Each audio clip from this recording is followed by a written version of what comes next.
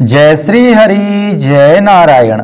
भक्तों आइए श्रवण करते हैं मार्गशीर्ष कृष्ण पक्ष की उत्पत्ति यानी कि उत्पन्ना एकादशी की व्रत कथा। सज्जनों, आपको हमारे इस चैनल पर सभी एकादशियों की संपूर्ण व्रत कथा श्रवण करने को मिलती है।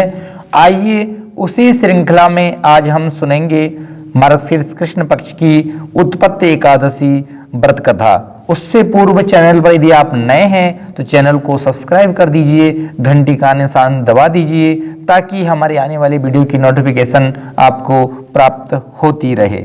तो आइए सज्जनों प्रारंभ करते हैं। युधिष्ठिर जी ने पूछा, भगवान पुण्यमयी एकादशी तिथि कैसे उत्पन्न हुई, इस संसार में क्यों पवित्र मानी गई तथा देवताओं को कैसे प्रिय हुई। सज्जनों, एकादशी तिथि मार्गशीर्ष कृष्ण पक्ष के दिन एकादशी की उत्पत्ति हुई, इसलिए इस एकादशी का नाम उत्पत्ति या फिर उत्पन्ना एकादशी है। भगवान बोले, कुंती नंदन, प्राचीन समय की बात है, सत्ययुग में मुर नामक दानव रहता था। वह बड़ा ही अद्भुत, अत्यंत रौद्र तथा संपूर्ण देवताओं के लिए भयंकर था। उस काल रूपधारी दुरात्मा महासुर ने इंद्र को भी जीत लिया था। संपूर्ण देवता उससे परास्त होकर स्वर्ग से निकाले जा चुके थे और शंकित तथा भयभीत होकर पृथ्वी पर विचरा करते थे। एक दिन सब देवता महादेव जी के पास गए। वहां इंद्र ने भगवान शिव के आगे सारा हाल कह सुनाया। इंद्र बोले, महेश्वर, ये देवता स्वर्गलोक से भ्रष्ट होकर पृथ्वी पर विचर रहे हैं। मनुष्यों में रहकर इनकी शोभा नहीं होती। देव, कोई उपाय बतलाइए, देवता किसका सहारा लें। महादेव जी ने कहा, देवराज, जहाँ सबको शरण देने वाले, सबकी रक्षा में तत्पर रहने वाले जगत के स्वामी भगवान गरुड़ध्वज विराजमान हैं, वहां जाओ, वे तुम लोगों की रक्षा करेंगे। भगवान श्री कृष्ण कहते हैं, युधिष्ठिर, महादेव जी की बात सुनकर परम बुद्धिमान देवराज इंद्र संपूर्ण देवताओं के साथ वहां गए। भगवान गदाधर क्षीर सागर के जल में सो रहे थे। उनका दर्शन करके इंद्र ने हाथ जोड़कर स्तुति प्रारंभ की। इंद्र बोले, देवेश्वर, आपको नमस्कार है। देवता और दानव दोनों ही आपकी वंदना करते हैं। पुंडरीकाक्ष, आप दैत्यों के शत्रु हैं। पुंडरीकाक्ष, आप दैत्यों के शत्रु हैं। मधुसूदन, हम लोगों की रक्षा कीजिए। जगन्नाथ, संपूर्ण देवता मुर नामक दानव से भयभीत होकर आपकी शरण में आए हैं। भक्तवत्सल, हमें बचाइए। देव देवेश्वर, हमें बचाइए। जनार्दन, हमारी रक्षा कीजिए, रक्षा कीजिए। दानवों का विनाश करने वाले कमल नयन, हमारी रक्षा कीजिए। प्रभु, हम सब लोग आपके समीप आए हैं, आपकी ही शरण में आ पड़े हैं। भगवान, शरण में आए हुए देवताओं की सहायता कीजिए। देव, आप ही पति, आप ही मति, आप ही कर्ता और आप ही कारण हैं। आप ही सब लोगों की माता और आप ही इस जगत के पिता हैं। भगवान देव देवेश्वर, शरणागत वत्सल देवता भयभीत होकर आपकी शरण में आए हैं। प्रभु, अत्यंत उग्र स्वभाव वाले महाबली मुर नामक दैत्य ने संपूर्ण देवताओं को जीतकर इन्हें स्वर्ग से निकाल दिया है। इंद्र की बात सुनकर भगवान विष्णु बोले, देवराज, वह दानव कैसा है, उसका रूप और बल कैसा है तथा उस दुष्ट के रहने का स्थान कहाँ है। इंद्र बोले, देवेश्वर, पूर्व काल में ब्रह्मा जी के वंश में तालजंग नामक एक महान असुर उत्पन्न हुआ था जो अत्यंत भयंकर था। उसका पुत्र मुर दानव के नाम से विख्यात हुआ। वह भी अत्यंत उत्कट, महापराक्रमी और देवताओं के लिए भयंकर है। चंद्रावती नाम से प्रसिद्ध एक नगरी है, उसी में स्थान बनाकर वह निवास करता है। उस दैत्य ने समस्त देवताओं को परास्त करके स्वर्ग लोक से बाहर कर दिया है।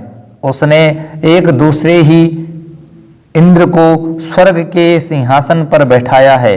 अग्नि, चंद्रमा, सूर्य, वायु तथा वरुण भी उसने दूसरे ही बनाए हैं। जनार्दन, मैं सच्ची बात बता रहा हूँ, उसने सब कोई दूसरे ही कर लिए हैं।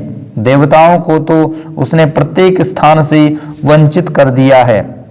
इंद्र का कथन सुनकर भगवान जनार्दन को बड़ा क्रोध आया। वे देवताओं को साथ लेकर चंद्रावतीपुरी में गए।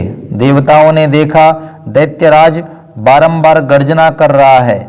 उससे परास्त होकर संपूर्ण देवता दसों दिशाओं में भाग गए।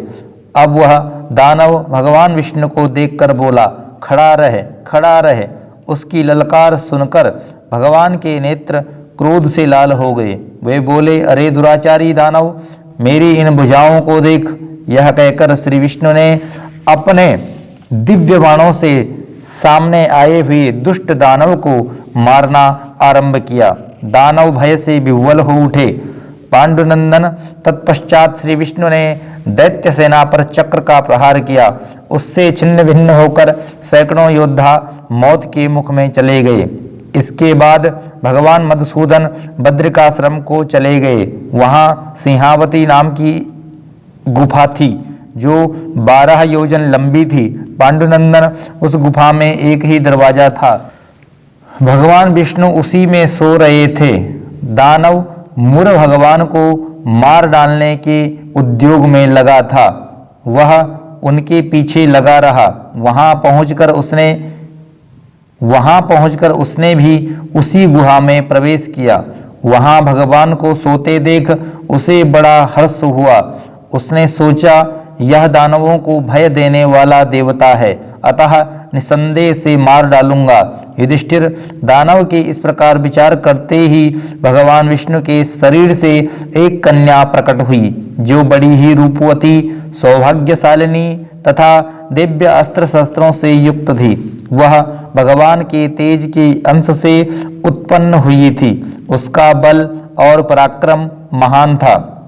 युधिष्ठिर, दानवराज मुर ने उस कन्या को देखा। कन्या ने युद्ध का विचार करके दानव के साथ युद्ध के लिए याचना की। युद्ध छिड़ गया।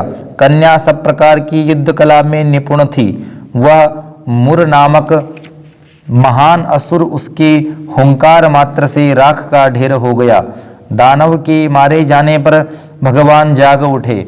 उन्होंने दानव को धरती पर पड़ा देख पूछा, मेरा यह शत्रु अत्यंत उग्र और भयंकर था, किसने इसका वध किया है? कन्या बोली, स्वामिन, आपके ही प्रसाद से मैंने इस महादैत्य का वध किया है।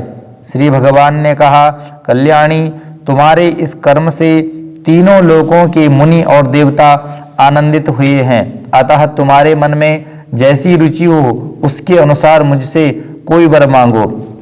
देव दुर्लभ होने पर भी वह वर मैं तुम्हें दूंगा, इसमें तनिक भी संदेह नहीं है। वह कन्या साक्षात एकादशी ही थी। उसने कहा, प्रभु, यदि आप प्रसन्न हैं तो मैं आपकी कृपा से सब तीर्थों में प्रधान, समस्त विघ्नों का नाश करने वाली तथा सब प्रकार की सिद्धि देने वाली देवी हूँ। जनार्दन, जो लोग आप में भक्ति रखते हुए मेरे दिन को उपवास करेंगे उन्हें सब प्रकार की सिद्धि प्राप्त हो। माधव, जो लोग उपवास, नक्त अथवा एक भुक्त व्रत करके मेरे व्रत का पालन करें उन्हें आप धन, धर्म और मोक्ष प्रदान कीजिए। श्री विष्णु बोले, कल्याणी, तुम जो कुछ कहती हो वह सब पूर्ण होगा। भगवान श्री कृष्ण कहते हैं, युधिष्ठिर, ऐसा वर पाकर महाव्रता एकादशी बहुत प्रसन्न हुई। दोनों पक्षों की एकादशी समान रूप से कल्याण करने वाली है। इसमें शुक्ल और कृष्ण का भेद नहीं करना चाहिए। यदि उदय काल में थोड़ी सी एकादशी, मध्य में पूरी द्वादशी और अंत में किंचित त्रयोदशी हो तो वह त्रिस्प्रसा एकादशी कहलाती है। वह भगवान को बहुत ही प्रिय है। यदि एक त्रिस्प्रसा एकादशी को उपवास कर लिया जाए तो एक सहस्त्र एकादशी व्रतों का फल प्राप्त होता है तथा इसी प्रकार द्वादशी में पारण करने पर सहस्त्र गुना फल माना गया है। अष्टमी, एकादशी, षष्ठी, तृतीया और चतुर्दशी ये यदि पूर्व तिथि से विद्ध हों तो उनमें व्रत नहीं करना चाहिए। परिवर्तनीय तिथि से युक्त होने पर ही इनमें उपवास का विधान है। पहले दिन में और रात में भी एकादशी हो तथा दूसरे दिन केवल प्रातः काल एक दंड एकादशी रहे तो पहली तिथि का परित्याग करके दूसरे दिन की द्वादशी युक्त एकादशी को ही उपवास करना चाहिए। यह विधि मैंने दोनों पक्षों की एकादशी के लिए बताई है। जो मनुष्य एकादशी को उपवास करता है वह वैकुंठ धाम में, जहाँ साक्षात भगवान गरुड़ध्वज विराजमान हैं, जाता है। जो मानव हर समय एकादशी के महात्म्य का पाठ करता है उसे सहस्त्र गोदानों के पुण्य का फल प्राप्त होता है। जो दिन या रात में भक्ति पूर्वक इस महात्मा का श्रवण करते हैं वे निसंदेह ब्रह्म हत्या आदि पापों से मुक्त हो जाते हैं। एकादशी के समान पापनाशक व्रत दूसरा कोई नहीं है। सज्जनों, इस प्रकार से आपने मार्गशीर्ष मास के कृष्ण पक्ष की उत्पत्ति यानी कि उत्पन्ना एकादशी की संपूर्ण व्रत कथा श्रवण की। इसी तरह की अन्य एकादशियों की व्रत कथा सुनने के लिए हमारे चैनल से जुड़े रहें। चैनल को सब्सक्राइब करें, घंटी का निशान दबाएं ताकि आपको हम आगे और भी व्रत कथा की वीडियो देते रहें। तो आइए यहीं पर वीडियो को विश्राम देते हैं। आप सभी को हमारा बहुत बहुत धन्यवाद। आपने वीडियो को सुना और ये वीडियो सभी के साथ में शेयर करें। पुनः मिलते हैं नई वीडियो में, तब तक के लिए आपका बहुत बहुत धन्यवाद। जय श्री सीताराम, जय श्रीमन्नारायण।